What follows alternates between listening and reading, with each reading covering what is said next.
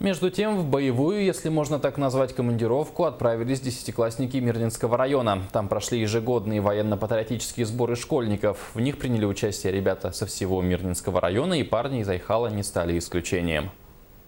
Ребята с энтузиазмом отнеслись к предстоящему мероприятию, хотя и признались, что возможность выспаться вдоволь отложилась еще на неделю. Ведь подъем на военно-полевых сборах будет по-армейски ранним. Впрочем, среди парней немало спортсменов, так что подобные сборы для них не впервой. Многие пришли уже заранее в военной форме. Девушки, согласно русской традиции, подарили парням мягкие платки, весьма полезная в дороге вещь. Народ собирается, чтобы показать себя, что будет в будущем, как они будут служить в армии, и вообще, что будет происходить, если они туда попадут. Каждый должен быть подготовлен к этому. Мне кажется, что военные сборы нужны для поднятия военного духа молодежи, чтобы поднять патриотизм у молодежи.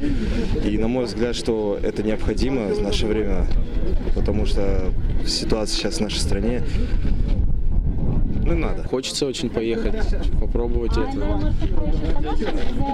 как-то поднять военный дух, понять, что такое армия. В Чернышевский из Айхала едут около 30 учащихся. Впервые за последние годы в поселке зафиксирована 100% явка. Здоровье десятиклассников позволяет принять участие в военно-полевых сборах. Замдиректора школы номер 23 по воспитательной работе Галина Квитко отмечает, что в школе на протяжении всего учебного года проводились различные военно-спортивные мероприятия, так что айхальцы едут на сборы подготовленными. Недавно проходило мероприятие «Зорница» районное, где наши ребята заняли второе место. И также проходила допризывная молодежь, где также ребята могли окунуться и немножко почувствовать армейскую жизнь.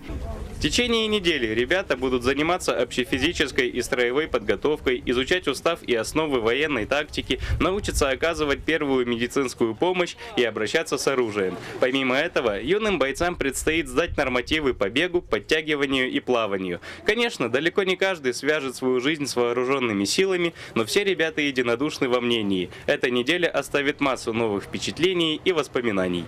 Валерий Усманов, Денис Хазов, телерадиокомпания «Алмазный край».